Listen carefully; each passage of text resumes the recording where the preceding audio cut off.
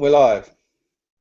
Hi guys, welcome to a very special video presentation from Gorilla Cricket. This is our first test broadcast on YouTube, and we're going to be talking very briefly about the England and Pakistan series, which starts a week today, actually. No, sorry, 7 days from now. It's very exciting. Anyway, joining me to have a little quick chat about it right now are Katie Walker. That's me. Hi. Hi, Katie. And we also have of course, the Bear, Nigel Walker. Good day, people. Good stuff, guys. So the big thing we're going to talk about today is the selection conundrum that England are facing right now. Their opening partnership is going to be crucial, obviously, in the UAE. They've got Alistair Cook, who's kind of a shoo-in based on the captaincy, but alongside him, it's a straight shootout between Alex Hales and Moeen Ali. Who do we think deserves that spot? Katie? Well, I'm just going to go back to the way that you put that question together. Are you basically saying that he's a shoo-in just because he's captain, and that if it was for batting only, you wouldn't have Alistair Cook right now? Yes. How interesting. Now, I would have said that our English 2015 summer, but surely now you'd still let him in, wouldn't you? I don't know. I guess so. Sure. What are you talking about, Atif, you fool? You can't not. No, here's the thing. You can't drop Alistair Cook. He's captain. He scored over 9,000 Test runs. No, but we're not paying attention to the fact he's captain. I know. I'm not saying he's not captain. He scored 9,000 Test runs. He's the highest ever English batsman ever in the history of cricket in England. He's played 100 Tests. He averages nearly 40 odd, over 40 odd. And he had a bit of a bad spell, but he seems to be back. He's solid at the top. You're going to need solidity at the top in the UAE. The question is his batting partner, and I would go with Ali. And the reason I would go with Ali is it offers you many more bowling options. You know, in fact, I tweeted out about an article this morning that Vic Marks was going on about, we do miss Swan, and we miss going on about how Monty Panesar was so successful there. He got 14 wickets in 2 Tests last time we were there. But the wickets over there are really helpful. And Monty Panesar was pretty inefficient in England because he didn't vary anything, and he just puts it on a spot and hopes that something's going to happen. And the thing is, in the UAE, something is going to happen because the wickets are unreliable. They turn, they dust up. It's going to spin sharp one time. It's going to go through the next time. And so, being consistent as a spin bowler in the UAE is almost one of the most important things for me because the pitch will take care of the turn.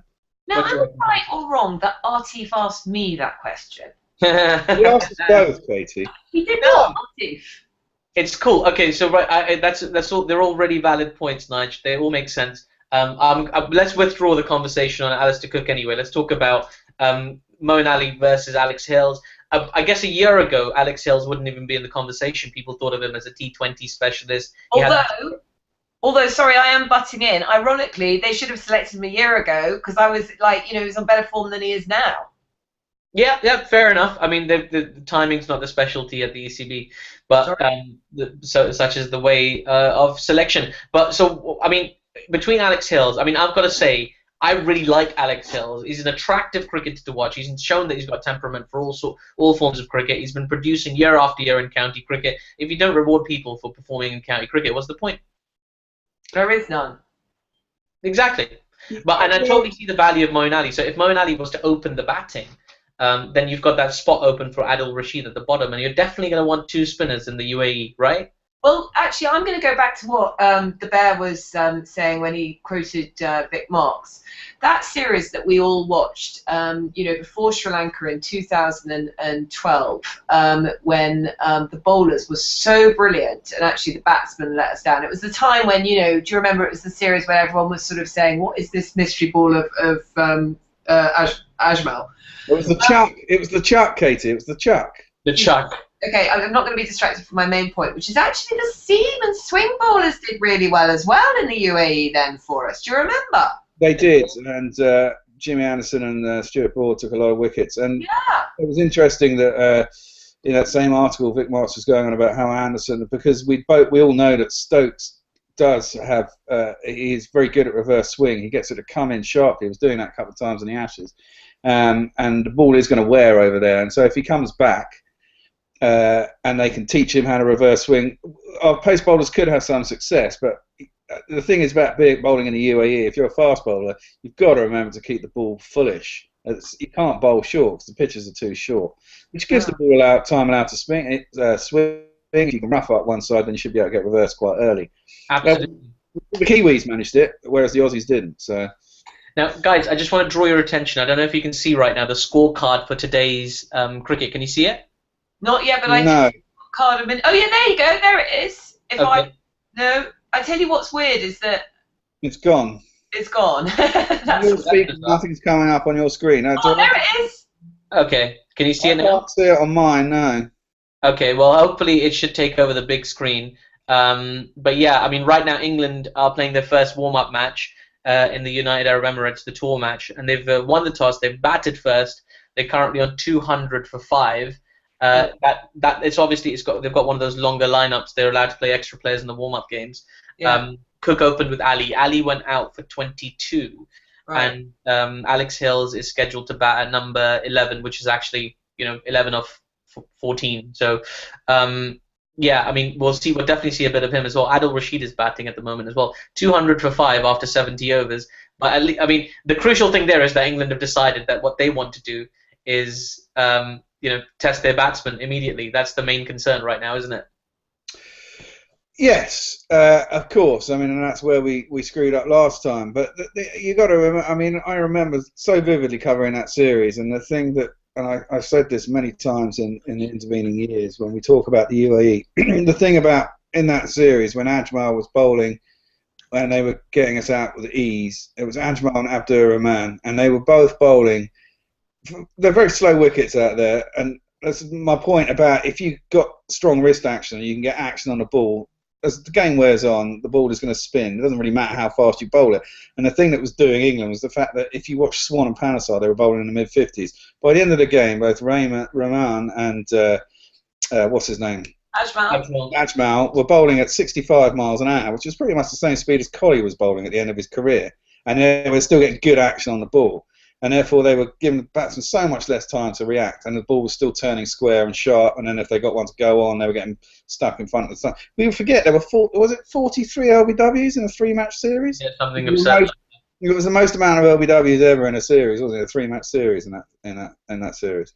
It was crazy. They don't have that this time. Yes, Sashar is a good bowler, but we watched him last year in 2 Test series, and whilst he gets the ball to turn, it's he still offers you bad balls that you can knock about. There are a couple of spells that he had where he got smashed out of the park. It's not going to be quite as intimidating. I'm not saying it's going to be intimidating. And there's going to be hardly any crowds, are there? So there's a few new faces. Except on Friday after prayers, of course. I tell you what, we'll talk more about them when we do the full podcast preview for the England-Pakistan series, and we will do that. That'll be coming this week, hopefully, on the Gorilla Cricket YouTube channel. So keep it locked and subscribe and tell people and all that jazz. There's also a Gorilla Cricket Kickstarter campaign, which if you haven't already contributed to, you really should. There's some very cool T-shirt designs based on England's drubbing of the Aussies this summer in the Ashes, so you can buy those too. Just before we go, Katie, your prediction on the final score of the 3-Test series. Oh God, it's so fascinating, isn't it? I don't know, because they've definitely got the wind behind them. But I watched the way that Australia and New Zealand floundered there last autumn. 2-0 to Pakistan. 2-0 to Pakistan. There's going to be a draw in the Middle East somewhere. Okay, Nige.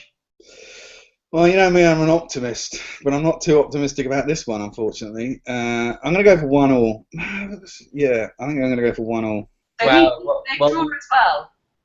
Yeah, I think there'll be a draw. I mean, those wickets are so slow. If people do get stuck in, we know it's a Yunus Khan. It was very difficult to get out once he got in. You have to get people out early. If you don't get them out early, it's dire. It can be. It was a very low-scoring series last time. It might be different this time. But hey, I'm very optimistic as well, Nigel. I reckon it will be 3-0 to Pakistan once again, at the risk of sounding like a brown Glenn McGrath. But there we are. So guys, let's finish this up here. Let us know what you thought of this video, guys. Would you like to see us put out more video content like this? Would you like to hear audio? Would you like it if you could just hear us and not see us? We can make that happen as well, however you want us to do it. But yeah, get in touch. Make sure you follow us. We're going to be bringing you live bull-by-bull coverage of all 3 Test matches between Pakistan and England from the UAE. Stay tuned to our Twitter for more information, and we've got a new website coming. But from now, it's goodbye from Katie. Bye-bye. It's bye from the bear, Goodbye. and it's goodbye from me. See you soon.